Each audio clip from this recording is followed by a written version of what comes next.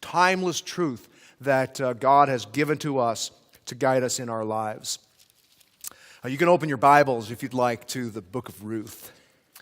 And I want to start by asking you a question. What would it be like if you had someone to narrate the events of your life as your life took place? Don't you think there are times when it would be helpful if you had this quiet voice in the background explaining exactly what was happening to you as it happened?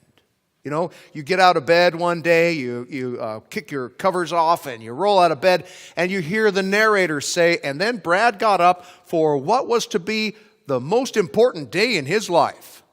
And you hear that and you're like, whoa, today is going to be the most important day of my life? I can't wait to see what happens. And then you know that because the narrator just told you that was what was going to happen. Or you meet someone on the street, and you hear the narrator say, today Brad met the person who would change his life forever. You're like, I've never even met this person before, and they're going to change my life forever. And you're not sure if they're going to change your life for good or bad. And so you just listen to the background music. And if the background music is happy, you're like, okay, I just met the person who's going to change my life forever in the best way I could imagine. Or you hear cellos and French horns. And you think, uh-oh, this person is going to change my life forever, and I don't think it's going to be in a good way. All that because of the narrator in your life. And maybe sometimes not just narration, but sound effects, like screeching violins. You reach for a doorknob, and you hear violins go, reet, reet, reet. And you pull your hand back, and you reet, reet, reet. And you're like, I think I won't go through this door. I'm just going to be happy on this side of that door and see how things turn out. I mean, life would be a lot simpler. Events would be a lot clearer to us if we had that kind of narration take place, especially if the narrator kind of clued us in to when it was that God just did something. If the narrator was able to help us sense God's activity in our life, like after 3 days of tearing the house apart, God helped Brad find his keys. So when I find my keys, I'm like, all right, God's the one who helped me find those keys because I pretty much used every idea I had and didn't find them. And for me, that would be helpful because I'm not always in tune in that level. I don't always see God when He's at work in my life. I don't always see that, and maybe that's true for you too. What we need is a narrator. Well, in Faithful, our study of Ruth gets a narrator. She gets a narrator. Someone is going to explain the events of her life. Some of them before they happen, some of them while they're happening, some of them after they've happened so that, that she can look back and see the significance of these events. Someone's going to explain the events of her life as they're happening. And here's what's good about it. It's this narrator explains these things, but doesn't explain everything. So there's still... What we're going to do is we're going to look at Ruth chapter 2, and we're going to look at some events in Ruth's life, and we're going to see God at work, but the narrator's not going to tell us everything because what we need is practice. We don't need there's like training wheels, not someone to ride the bicycle. We need practice in discerning God's events and God's activities in our life. And so we're going to see this narrator describe a lot of what happens in Ruth's life, but not tell us everything, and we're going to have to learn to connect some dots so that we can look at Ruth's life and say, oh, that's how God worked in the life of an ordinary person. And then we'll be able to take the same lessons and look at our own lives and say, oh, so that's how God might also show up in my life as well. And we're going to get practice for discerning God's presence and activity in our own lives by looking at Ruth and God's activity in her life. So I want to catch you up on where we're at in this episode of the book of Ruth. Naomi, Ruth's mother-in-law, has just returned home from Moab. Her husband had taken her and her family to Moab to escape a famine, and it didn't go as planned. He died there, and their 2 sons died. And so Naomi is headed back from the land of Moab, back to where she came from, back home to Bethlehem in Israel, where she was supposed to be all along. And so she comes back home, and despite her efforts to discourage it, her daughter-in-law has tagged along with her. She's turned several times to her daughter-in-law Ruth and said, "Ruth, don't come with me. There's no one you know here. There's nothing for you here. Just go back home to Moab and make a life." But Ruth doesn't listen to her. She actually makes a lifelong pledge of loyalty. Where you go, I will go. Your people will be my people. Your God will be my God. Where you die, I will die, and that's where I'll be buried. So Ruth, pretty committed to come too. And they arrive in Bethlehem. And here they are. They're two widows in Bethlehem. Two women without men in a time when you needed a man for survival. You needed a husband or a father or a brother or a son to protect you and to provide for you. And all the men are wiped off the scene.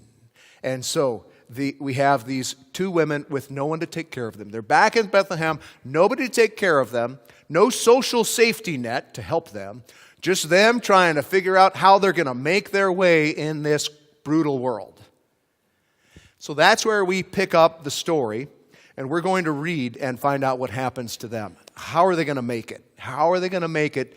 Two widows in Bethlehem. And we're going to read Ruth chapter 2.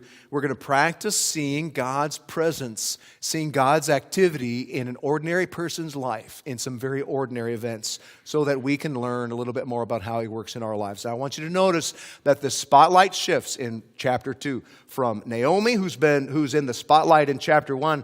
Ruth is the center of attention in chapter 2. It's Ruth.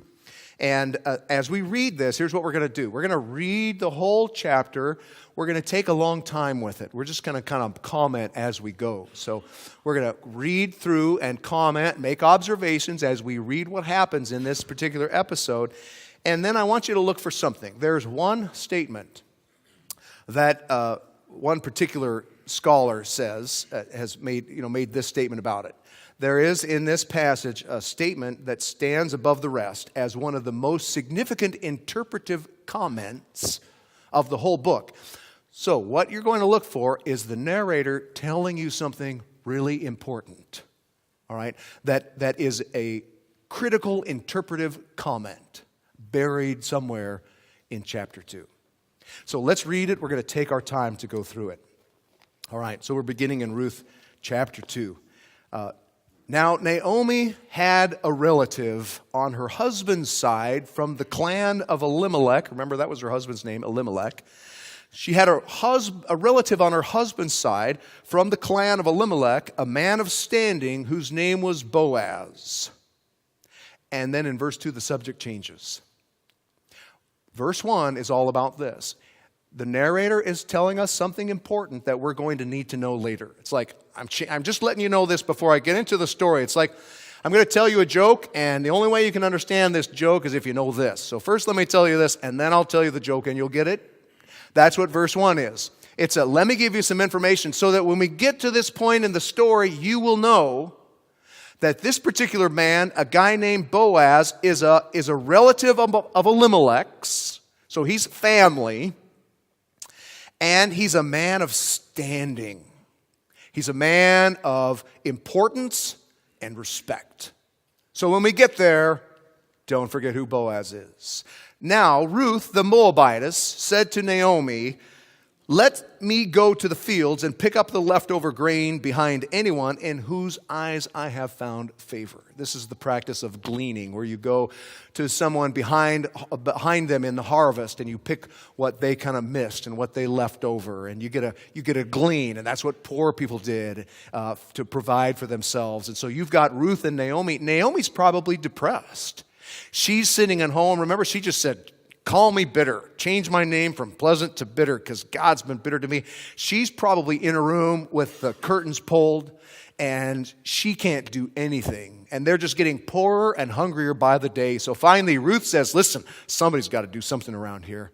I'm going to get up, and I'm going to go to the fields, and I'm going to glean." We're not just going to die by sitting here doing nothing. And Naomi says to her, go ahead, my daughter.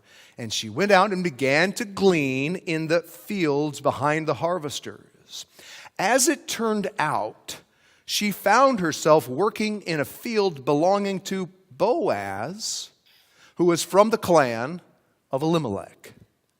Just then Boaz arrived from Bethlehem and greeted the harvesters. I imagine Boaz as kind of this big, burly, countrified guy in a pickup truck. You know, he's that kind of a guy. And actually, his dialect, the dialogue when he speaks in the book of Ruth, it's a different kind of a tone, and it does kind of reflect this countrified kind of verbiage in Hebrew. And so that's who Boaz is. This big personality. He pulls up in his truck, dust cloud behind him, you know, and he says, the Lord be with you, to all the harvesters. And they call back, the Lord bless you. And all of a sudden, you realize, hey, this is not just an ordinary group of people here. Remember the book of Judges? Everyone does what's right in their own eyes. But here's Boaz, the Lord be with you. And the people who work for him, the Lord bless you. Wow, maybe there's a little pocket of grace right here in this field.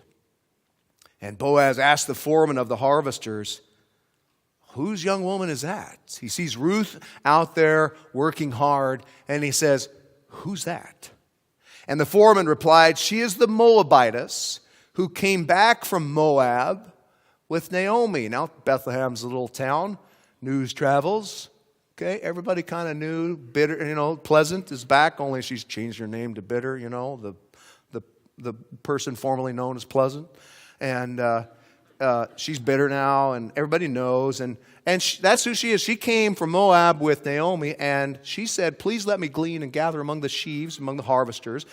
And she went into the field, and she has worked steadily from morning until now, except for a short rest in the shelter. Hard-working lady. So Boaz says to Ruth, he kind of singles her out, and he says, my daughter, listen to me. Now Boaz is probably a good deal older than Ruth, and she probably could be his daughter. Boaz says, listen to me. Don't go and glean in another field, and don't go away from here. Stay here with my servant girls. Watch the field where the men are harvesting. Follow along after the girls. I've told the men not to touch you. We get that, 21st century America. I've told the men not to touch you. And whenever you're thirsty, you go get a drink from the water jars the men have filled. Usually in that day, it's women who filled jars for men. He's like, no. These guys, they're going to fill up the water. You're going to drink the water they fill for you. You're safe here. Glad to have you. And at this, she bowed down with her face to the ground, and she exclaimed, why have I found such favor in your eyes that you notice me, a foreigner? If you remember in verse 2, she said, let me go out. When she said to Naomi, I'm going to go out and see if I can find favor with somebody. Well, here he says, we just read him say, or she says to him, so she found someone who grants her favor. And Boaz replied, I've been told all about what you've done for your mother-in-law. Small town, there you go again. I've been told all about what you did for your mother-in-law since the death of your husband. How you left your father and mother and your homeland and came to live with a people you did not know before. He said, I've heard all about that. You're amazing. You're kind and brave, and may the Lord repay you for what you've done. May you be richly rewarded by Yahweh, the King, the God of Israel, under whose wings you have come to find favor. He says, listen, you've been an amazing lady. I've already heard about the things you've done. I am going to be gracious to you. I'm going to pray for you that God will bless you, and then I am also going to put myself in a place of being used by God to bless you. And in verse 13, she says, may I continue to find favor in your eyes, my Lord. You've given me comfort, spoken kindly to your servant, though I do not have the standing of one of your servant girls. She's not just a servant girl working in a field. She's an immigrant. She's not from those people. She doesn't belong there. She is at the bottom of the bottom. And she recognizes that. And at mealtime, Boaz said to her, come over here and have some bread and dip it in the wine vinegar. That sounds good, doesn't it? I mean, really. I'd like to try that. And when she sat down with the harvesters, he offered her some roasted grain. What they would do is they'd take the grain, they'd put it in like a pan, and they'd roast it right over a fire, and then they'd just eat it, which is also something that sounds like it'd be fun to try. And she ate all she wanted and had some left over. And as she got up to glean, Boaz gave orders to his men, even if she gathers from among the sheaves, like even if she gets alongside you, doesn't just pick up leftovers, but she actually starts getting alongside you and parallel to you in harvest, don't embarrass her. Rather, pull out some stalks for her from the bundles and leave them for her to pick up, and don't rebuke her. He recognizes she's at the bottom of the social order in this field, and she could be taken advantage of. And I don't want anyone to do that. As a matter of fact, because she's at the bottom, I want her treated with extra graciousness. So Ruth gleaned in the field until evening, and then she threshed the barley that she'd gathered, and it amounted to about an ephah. So she's worked all day long. She's gathered. Now she's threshing. That means she's separating wheat from chaff. And at the end of the day, and she's got an ephah, which commentators, they all kind of don't exactly know how much that is, but they all seem to agree it's somewhere between 30 and 50 pounds of grain. Okay, that's a lot of grain. That was a big haul for someone who's just gleaning. And she has an ephah, and she carries it back to town, 30 to 50 pounds of grain, carries back to town. And her mother-in-law saw how much she'd gathered. And Ruth also brought out and gave her what she had left over after she'd eaten enough. So like, I brought you this grain, plus I got a box left over from what I had for lunch. She brings it. Her mother-in-law asked her, Where did you glean today? Where did you work? Where in the world did you get all this? Blessed be the man who took notice of you. And then Ruth told her mother-in-law about the one at whose place she had been working. Notice how she leads up to it. She tells her mother-in-law about the one whose place she'd been working. The name of the man I worked with today, let me think, what was it again? Oh yeah, it's Boaz. The Lord bless him, Naomi said to her daughter-in-law. He has not stopped showing kindness to the living and the dead. She added, that man is our close relative. He is one of our kinsman redeemers. Now, that doesn't make a whole lot of sense if you don't know what a kinsman redeemer is. We'll get to that next week. Basically says this guy is family and in a place to play a critical role in our family's well-being. Then Ruth the Moabitess says, he even said to me, stay with my workers until they finish harvesting all my grain. And Naomi said to Ruth, her daughter-in-law, it will be good for you, my daughter, to go with his girls, because in someone else's field you might be harmed. Remember, everyone in that day did whatever was right in their own eyes. So Ruth stayed close to the servant girls of Boaz to glean until the barley and wheat harvests were finished, and she lived with her mother-in-law. Okay. That's what happens to Ruth. That's what she experiences.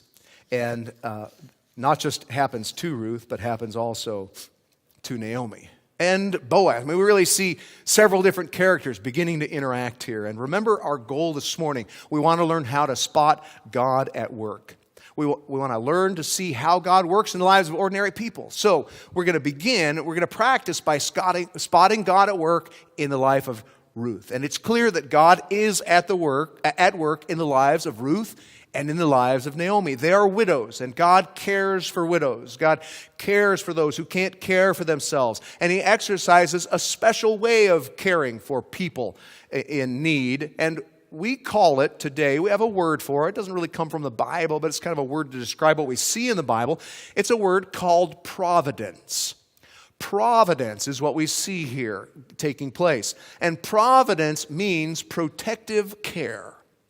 So we see God acting out His protective care for these two needy women who arrived in Bethlehem thinking they were both doing the right thing, but not sure how it was going to work out. And so God exercises his protective care over them. There's a word picture of this in Boaz's prayer for Ruth in verse 12, where Boaz says, "May the Lord repay you for what you've done. May you be richly rewarded by the Lord, the God of Israel, under whose wings you have come to take refuge."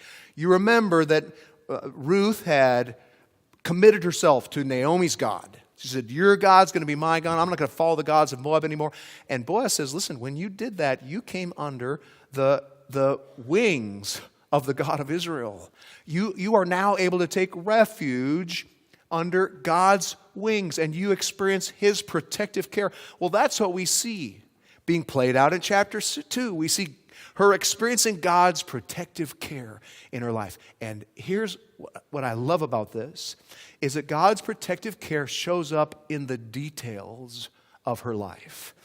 This is the picture we get of God's providence here, is that God is in the details. God is in the details. And one of the most telling verses, I don't know if you found that interpretive comment, and I'll bet if we took a poll, we'd have found a dozen. You probably have a dozen different candidates for that significant interpretive comment that's one of the most significant interpretive comments in the whole book that comes from the narrator. Well, we probably have a bunch of candidates, but the one that I think is the most telling is actually found in verse 3. Now, here's what verse 3 says. "So she went out and began to glean in the fields behind the harvesters. As it turned out, she found herself working in a field belonging to Boaz, who was from the clan of Elimelech." Now, this is the narrator getting there's a little bit of a snark here in the phrasing that the narrator uses. He is kind of smirking a little bit. He's giving you a little wink, wink when he says the words, "as it turned out." As it turned out. Now, it's not necessarily as clear in our translation, but one commentator says this is one of the most significant interpretive comments of the whole book. What?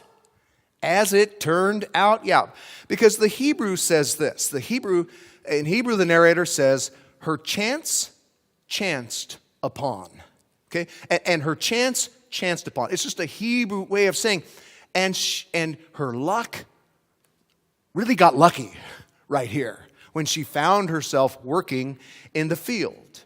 I love the way the old King James Version, which is from 1611, sounds so Shakespearean, how they translate this phrase. They say, "And her hap was to light upon a field belonging unto Boaz." It was her hap, okay, to light upon this field. It just happened.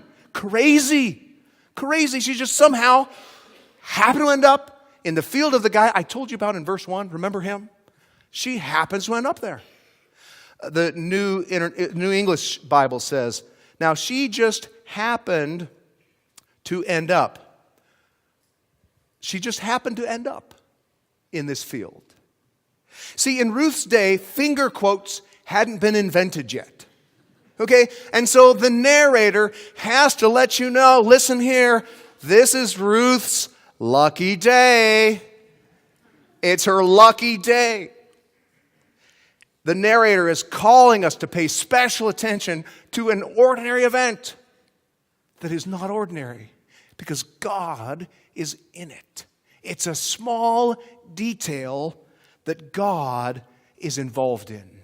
He shows up in that, in the God that Ruth had adopted in chapter 1 is now taking care of her in chapter 2, in the details. Now, from Ruth's point of view, it must have felt very much like this. Verse 2, me and Naomi, we've been staring at each other in this dark room for the last 10 days. One of us has got to do something. I don't know anybody here, but I got to get up and do it. So she walks out of the house, she walks down the sidewalk, she gets to the street, and she says, I have no idea which way to go. Think how it must have felt to Ruth. I don't know. I guess I'll just go this way. It looks like there are some people over there and some people over there. So I'm just going. And she goes and she looks at these people and says, I don't know. I'm going to go to that field. I mean, from Ruth's perspective, it must have felt really random. I don't know which way to go. I just know I have to do something. But actually, it's all being orchestrated by God in what must have seemed like a random event. God is in the details. Now, that's one place. That's the funnest place that we see that. But there's some other places that are significant. We see it in how Naomi, who, remember, she's bitter, she actually is able to recognize God at work. Verse 19, she says this. Her mother-in-law asked her, where'd you glean today? Where'd you work? Where'd you come up with all this stuff? Blessed be the man who took notice of you. That could be a compliment or an insult if you think about it. Then Ruth told her mother-in-law about the one at whose place she'd been working. Well, let me tell you, this guy, the name of the man I worked with today is Boaz. And Naomi, bitter Naomi, who hasn't seen God at work in her life in a long time, says, the Lord bless him. He has not stopped showing his kindness to the living and the dead. Now, you might have a translation that there's a little bit of ambiguity here in the second statement. The Lord bless him. He's not stopped showing his kindness to the living and the dead. Who has not stopped showing his kindness? That he has not stopped is a little bit unclear. Even in the Hebrew, scholars are about 50-50 on whether that refers to Boaz has not stopped showing kindness or the Lord has not stopped showing kindness. And the New International Version kind of leaves it undetermined because it's undetermined in the Hebrew, so it passes the decision along to us, which is a good way of translating the Bible when it's not clear. And I think the he that is being described here is still the Lord. The Lord bless him because the Lord has not stopped showing his kindness to the living and the dead. I think Naomi hears Ruth's story, and she knows who Boaz is, so she can fill in the gaps. She can fill in the details and connect the dots in a way that Ruth had no clue what was going on. And so she knows what verse 1 tells us. Boaz is a man of standing. He's a man of integrity. He's a gracious person. But even more, he's family. And that's going to become a really important detail in the course of this story. And in that, even bitter Naomi says, whoa, I think I just saw God do something. In the most ordinary event, I see God at work. And we get back to one more place where we can see this truth at work. It's verse 12. It's that prayer that Boaz prays when he says to Ruth that she's, that he wants to help take care of her. He says, may the Lord repay you for what you've done. May you be richly rewarded by the Lord, the God of Israel, under whose wings you have come to take refuge. He prays that Ruth would find refuge under God's wings, under God's protective care. And he doesn't know it yet, but right now, he's the agent of answering that prayer. He is how God is answering that prayer in her life, just by his kindness to Ruth. And he's going to get an even bigger answer to this prayer. He's going to be an even bigger answer to this prayer later on. But what we see here is God taking care of Ruth under his wings in the details.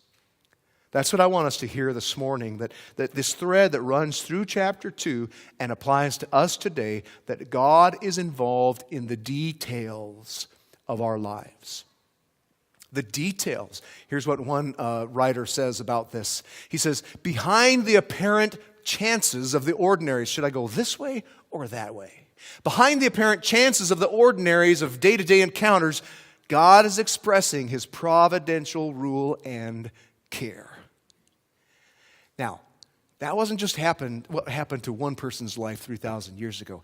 That's how God works in the lives of his people. You see God directing Ruth, well, go this way and not that way, and pass those people up and go to the next field. You see God directing her. You see God providing for her. You see God protecting her in a society where she could be taken advantage of. I mean, God gives her lunch that day, more than she can eat, and then gives her 50 pounds of grain that'll last her for a while. So God's taking care of her right now, but more important, what she doesn't know today is that this chance encounter is setting up the rest of her life. What God did for her today is a drop in the bucket when you step back and look at the big picture plan that God is putting into place here.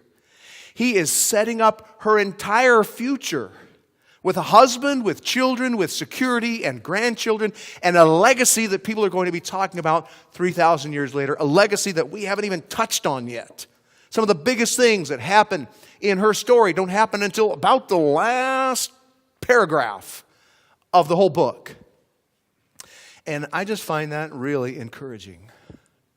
That for those of us who don't have someone to narrate our lives for us, to be reminded that God is at work in the details, in the ordinary events of who we meet, what we choose, what actions we take, that God is in that, doing things not only to take care of us at the moment, but also to set up His plan for our futures. I love that. And we can't deny that this is what's happening to Ruth. And we can't deny that this is what the narrator wants us to understand. God is at work in the details. But it does make us ask the question, why? Why is God at work like this? Why is God doing this for Ruth? There seems to be a prerequisite going on. And don't forget, it's not just Ruth that's getting blessed by all this. It's told from Ruth's perspective, but there's a guy out there who just met a girl who's going to become his wife. I mean, God is working in his life too. Here's a successful, influential businessman with no wife and no life companion and no heirs to his legacy, and God's doing good things for him too. Why? Why Ruth and Boaz? Why did they get to have a lucky day? Well, I think the reason that God is honoring Ruth and honoring Boaz is because they are striving to honor him. They're trying to honor him. They're living according to his principles. In a world where everyone did what was right in their own eyes, Ruth and Boaz were trying to do what was right in the eyes of the God of Israel. That's why God's involved in the details of their life. Remember chapter 1, Ruth rejects the gods of Moab and she says, "Your God is going to be my God." And she started to act accordingly. She's starting to act according to God's principles. Look at how verse 11 tells us what Boaz noticed about this girl. He says, "I've been told all about what you did for your mother-in-law since the death of your husband. How you left your father and mother and your homeland and came to live with people you didn't know before." Two things, two qualities he calls her out for there. He calls her out for her kindness. I could see what you did for your mother-in-law. It's going all around town. You left everything you knew. So her kindness and also her courage. You walked away from your mom and your dad and your homeland. You're a brave lady. You're acting in faith for a God that you have just adopted. Why is God honoring Ruth? Because she's striving to honor him. And the same thing for Boaz. I mean, Boaz's kindness in this chapter is over the top. It's over the top kindness, unparalleled. And remember, all these gracious things he does for her over and over throughout that day, he's at the very tip top of the social ladder, and she is at the very bottom. And someone might say, well, you know, you could romanticize this chapter. You could say, well, Boaz has a crush on Ruth, and that's why he's being nice to her. There's not any of that here. What you have here is a man of influence and power and wealth, using his influence and power and wealth not to take advantage of someone, but to be gracious to them. I think God's honoring Ruth and honoring Boaz. He's in the details because they're trying to follow him.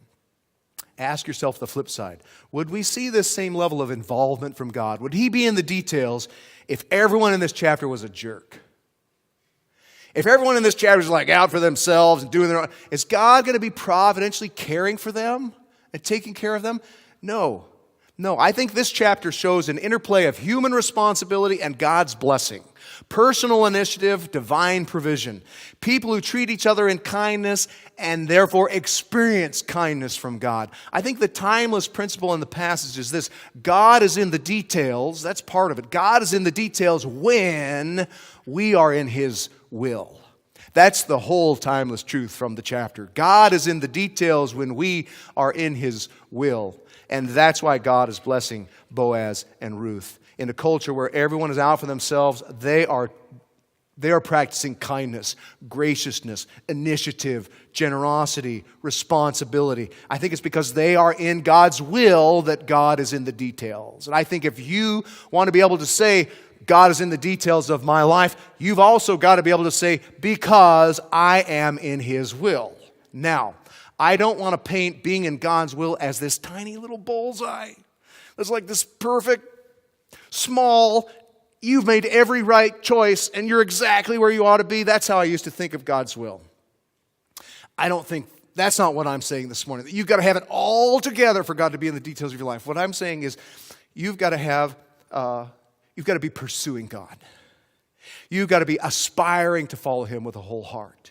You've got to be, to the best of your enabling, being responsive to Him and living by His principles. And that as you do that, as you aspire to follow Jesus above all, then you can assume that God is guiding you, providing for you, protecting you, even in ordinary daily events. And He's not just caring for your present, He's setting up your future. God is in the details when we are in His will. Now think about that for just a minute, and then we're going to close. When you follow God, when you love Him and pursue Him, He's in the details. That means that He's guiding the people that you meet. How awesome is that? That means that He's helping you decide when you're at a fork in the road. You're like, do I go that way or this way? And you don't know, and you can say, I got to do something. He's in that. That God is in the details of taking care of you when you're like, I do not know what's going to happen next. And God's going to show you. God is in the details. That is a beautiful thing to know. And here's what I want you and me to leave with. Just this assurance that as you follow Jesus, God will take care of you, even through the most mundane and ordinary events of your life, that He is in those as well. So what do? I kind of left you a lot of blanks at the conclusion. Sorry about that. I just want to help you fill them in here. If God is in the details when we're in His will, then here's what you want to do. You want to get up every day and make following Jesus your North Star. You want to say, all right, I want God in the details of my life. I know I'm not going to earn it. I don't earn God. But I'm going to follow Jesus, and I'm going to assume that God is going to be in every part of what I do today. Okay? Your North Star. And then you trust. You trust God with the details of your day. As those details unfold, you trust Him with the details of your life. You act with the kindness of Boaz and Ruth. Act with their generosity. Act with their courage. Act with their initiative. And then just trust that God's going to unfold these details as He sees fit. Not always how you see fit, but as He sees fit. And then watch God turn your ordinary life into a story. Watch God turn your ordinary life into a story of His faithfulness and your usefulness in the world. That's a great chapter. It's a beautiful thing to be able to look at someone's life, ordinary, see how God worked, and be assured that God works the same way in our lives as well. I hope that gives you something to go on, something to live on this week as you live your ordinary life and I live mine, and we watch God turn it into stories of His faithfulness. Let me pray for you. Let me give you just a minute, first of all, to respond to this message by thanking God for His protective care, or by asking Him for wisdom in making a decision, or whatever is on your mind this morning as you want to see God in the details of your life, take just a minute to respond to Him, and then I'll pray for all of us.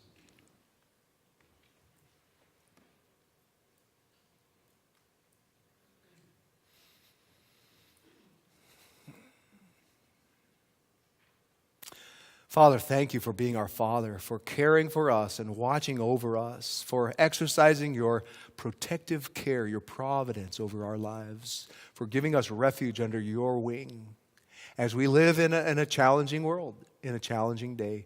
But we know you, and so we can live with boldness and hope and trust as the details of our lives unfold. We are so thankful for this. I pray that you'll drive this home to each of us. Help us to choose following you above all, and then experience the blessings that come from knowing that you're involved in the details of our lives. We ask for this. We need your Spirit to help us with this. We ask it from you in His name. Amen. Amen.